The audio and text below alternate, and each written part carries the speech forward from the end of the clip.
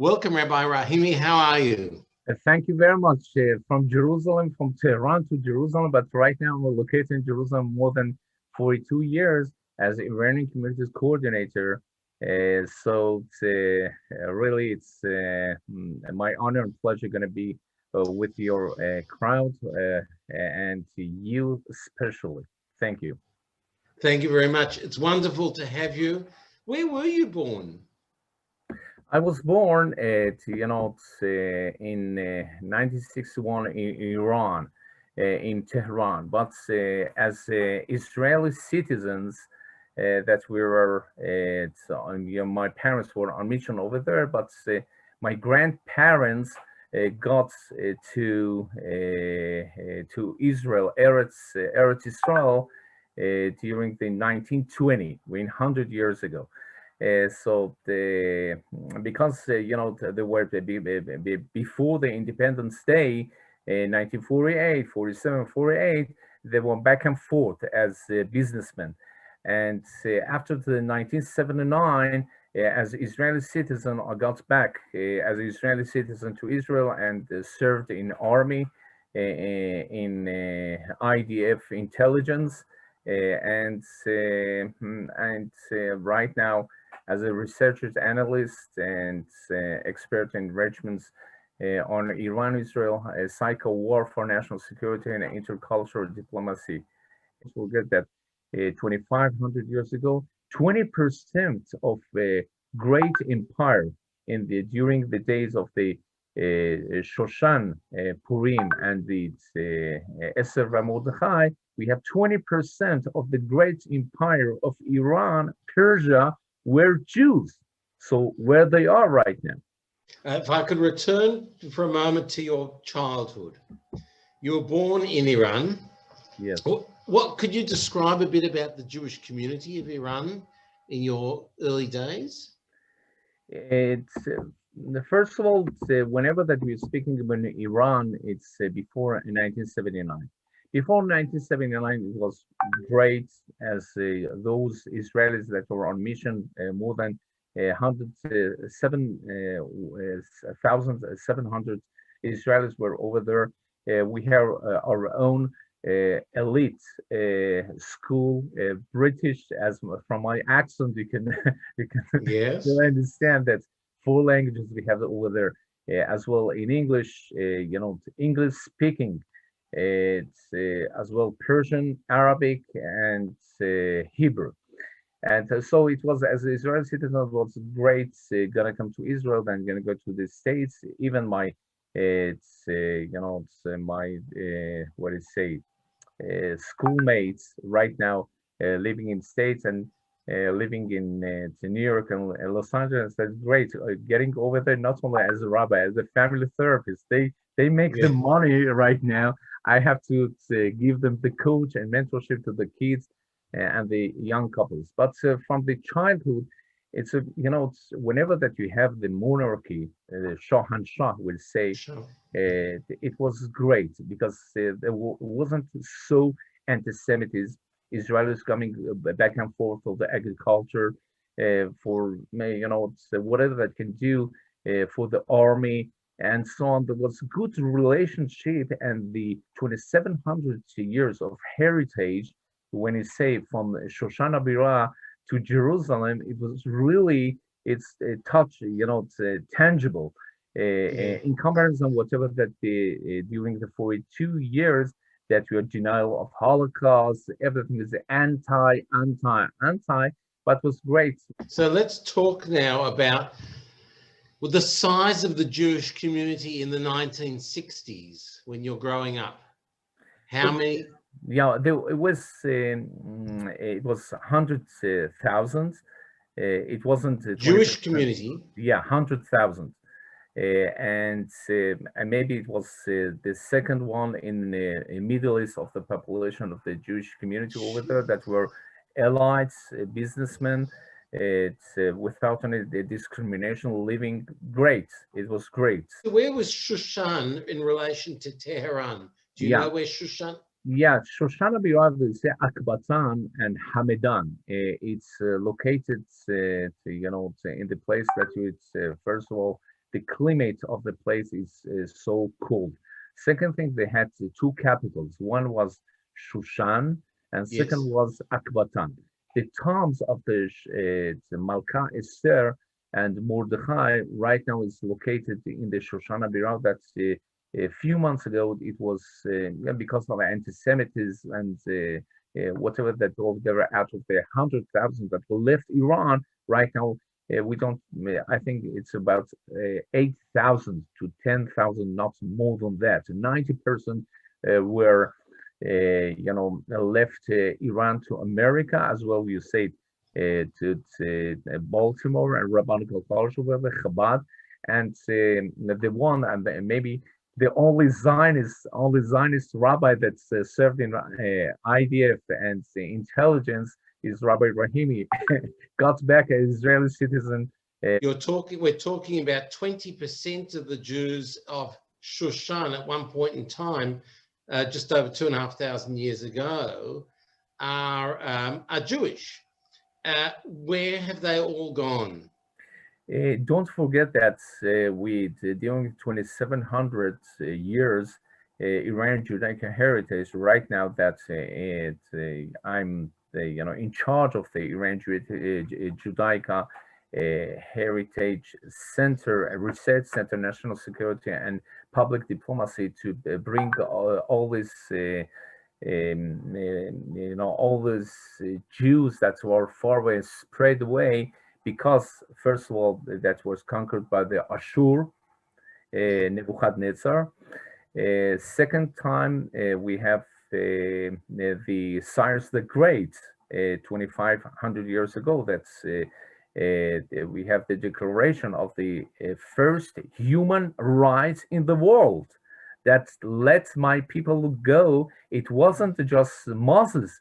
The first Zionist after Moses was the Cyrus the Great, the first Zionist. The first Zionist was Iranian. So I cannot understand the anti-Semitism that we have right now in these places and so on, because we are so great heritage being together for 2,700 years. So what does the average Iranian know about the story of Purim? At one point in time, 20% of the population were part of the story. What do they know today?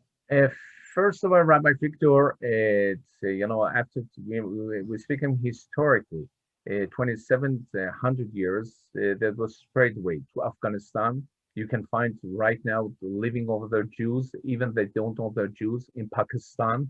Pashtuim, they are 7 and 8 millions. That's 15 millions. That's they have from my expertise.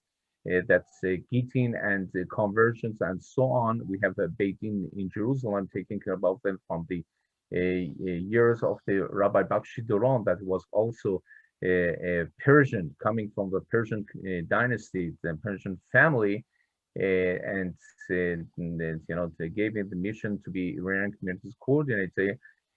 Whenever that are research the names of the tribes, you cannot believe that we have Rabbani, we have all the 10 tribes that were spread away during the Ashur in Afghanistan, in Pakistan, in India, that we can find the influence of those not only in Iraq right now, that you can find scrolls over there, not only in Tajikistan, where is the Uzbekistan, where is the Bukharim, so Jews, Bukharis over there, also Azerbaijan and so on. And it's great to know that they are far away. Maybe they lost their nationality, their religion, but right now they have their own relationship with Israel they're not so anti-Semitism, even candle lighting and all these customs that even they don't know where it's coming from, even circumcision. do Brit Milah So on the 8 days, and drink wine, and they don't know really, why. but do Iranians not have a history of the story of Purim in their history texts? Yes, whatever that's we have to speak about the period of that Iran was conquered. Let's say right now, 42 years ago, that Islamic Yeah. Republic got to the power, and that was Shohanshah. That's been it means so loyalty of the Jews to the Shah, the king, Malka. So we have two princess and two queens, Jewish princes, was Shushan, and the second one's that Malkat Esther, and that their loyalty to the dynasty and to the Hacham Manashi, and say one of the guys say Hacham Manashi, it means Hacham Menashe. Even they say they are dynasties of the ruling the country in Iran that were Jews. Can you believe that? Means first of all, such a great relationship that was before, even right now. Second thing that Purim right now, that's taking advantage. It's so important. Whatever that trying to gonna tell you right now, because of the Holocaust, it's during the 42 years of Islamic Republic in Iran, and they make manipulation of the Purim story. And he say Yeah. is the Iranian Holocaust. The Jews massacred 75,000 Iranians, and say, Which we, by the way, have that in the story of Megillah yeah, Esther. that's a reality. But they say, okay, you say that, but Where is the kever, the tomb of Mordechai and Esther? Is it still in Iran today? yes, is still today, even that's the shul that's beside it was burned. I don't know because anti-Semitism and so on, but is already over there. We have the picture from there. Voilà le guide, la personne qui va m'ouvrir la tombe de Mordechai et Esther. Merci monsieur, merci. Je suis venu de France que pour ça.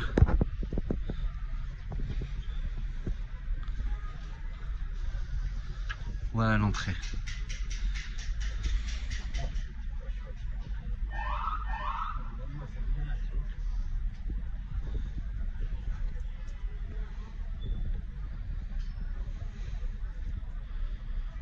Vous êtes juif aussi?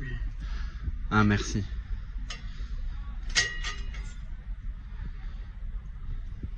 On est sûr que là c'est la tombe de Mordechai et Esther? Vous avez quelques explications à me donner sur la tombe? Merci.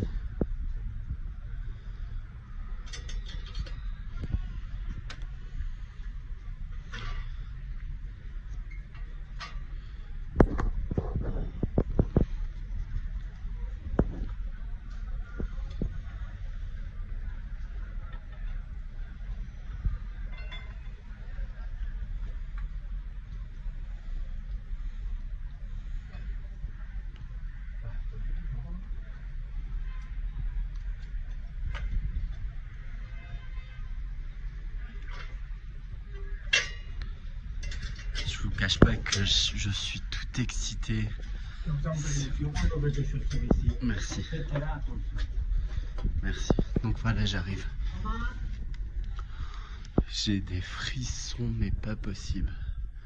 C'est exceptionnel.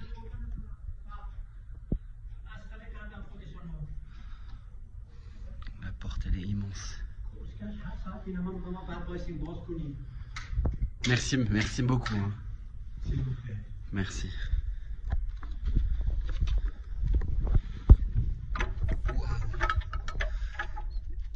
J'ai envie de pleurer tellement que c'est des frissons. Voici Esther. Esther Malka. Waouh. exceptionnel. Mordechai Tzadik.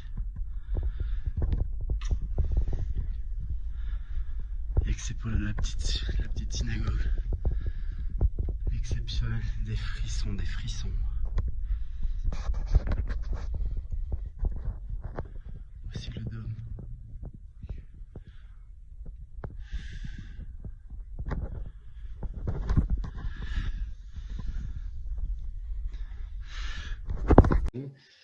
What's the relationship between the Jews and the Iranians today in Iran? Are you in touch with? Yeah, it's so important, Rabbi Victor, right now, your question, because a few months ago, whenever Trump ordered to lechasel, to kill the Qasem Soleimani, the great the terrorist, besides the Hashd al-Shabi that was in Iraq airport, outside the Iraq airport, we had the leaders and the spiritual leaders in Iran. They got for the ceremony of Qasem Soleimani, and all the magazines over here calling me and saying, Rabbi Rahimi, what's going on over there? They're ultra orthodox with the hats, black hats, getting over there and they're trying to say Nichumim to Qasem Soleimani. What's going on over there? I say no. The point is that Mishum Darkei Shalom, even they not only they don't criticize the regime that they gave them as a minority. They have their own, let's say, their own parliamentarists right now in the Islamic parliament. They say we are not Zionists. It means that you give up your nationality and you say, first of all, we are Iranians. Secondary, we are Jews. Are the Jews in Iran safe? Even that you are a minority, they're Ahl al-Kitab. Those are, they have Sefer, they have books, they have Bible, like Christians, Zoroastrians, and so on. They are under the, let's say, under the ruling of Islam. The Ahl al-Kitab, Ahl al-Dhimmi, we say in Arabic. They have aman. Aman, it means they have their own support. They can do whatever that they want. They cannot get to be generals and officers. They cannot get to the politics. But as a businessman right now, as elites in Iran, they're great, living great, and declaring themselves that we're not Zionists. We don't have any connection with Israel. And a few months ago, I think a year ago, also they had takanot and whatever decrees, yes, that's they're gonna forbid any Jew to be in contact with the any Israeli agents or whatever that's gonna hurt the national security of Iran. But totally, we can say they are not Zionists, they're Jews, that they have their own book and Bible and mostly respected by the regime. I found your name on a website called the Iranian Congress. Yes. What is the Iranian Congress and what is it that you do? I think a few years ago, as a opposition, not only Iran Communist Coordinator, also opposition. That we're looking for democracy in Iran. Every time we not only we have think tanks with the opposition, learning from them and make the real relationship that was with our heritage. We have 2,700 years. Also being in the Washington D.C., Pentagon, Congress, and so on, and trying to gonna have the right constitution for democracy and free Iran altogether. It means that 42 years right now, they are under the conquer of Islamic Republic that's far away from the first civilization that was in Iran. It was Girov.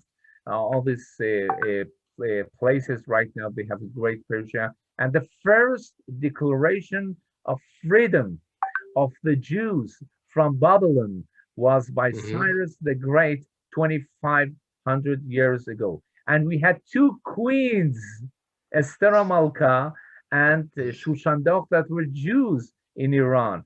Even dynasties that were Jews over there. And we have right now also with the intellectuals, Iranian intellectuals, too many programs, more than 2,000 programs on the YouTube, the Alvin 2600 that you can find. That's it's something special, Rabbi Yes. Figdo, that we And have the if same festivals, the yes, same festival on the same seasons. Our Pesach, they have their no Nowruz. Our Shavuot, the same thing. Chanukah, Mehragan, and Ilanot, they have Sadeh trees. festival. It means that something special happening with these two So there's Iranian. obviously a chafifa. There's obviously an overlap between the Iranian culture and Jewish culture. Yes, because we say cultural diplomacy. What does it mean, cultural diplomacy? That we are influenced by Iranians as well.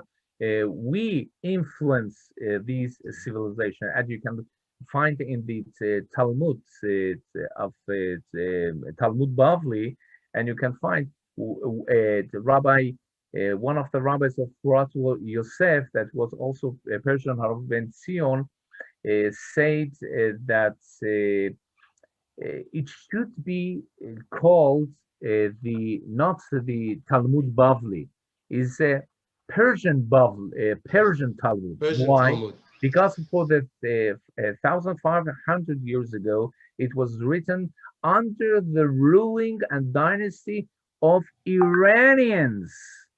Whenever that they have the it's menuchat nefesh, that you can write for 100 years. It's the Mishnah and Gemara. It's under ruling of this dynasties. That's so respectful that even if 42 years in comparison with 2,700 Iranian Judaic heritage that we have, it's nothing. I wanted to thank you all the way from Australia to Jerusalem. I know you're not in Iran now. Thank you very, very much. Wishing you at Tzom Kal. Of course, today is Tanit Esther and at Tzom Kal. And tonight for us, Purim, but in Yerushalayim, apparently you've got 3 days, I hear, this year. You've got Purim Mushulash. Yes. I'll have to teach my congregation a bit about Purim Mushulash, but you've got a few days ahead of you.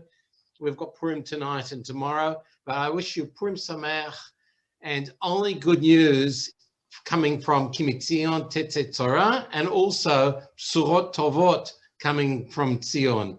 Amen. Wishing you all the very yeah. best. Yeah, Thank you very much for joining us. Thank you very much, and all the blessings from Jerusalem. And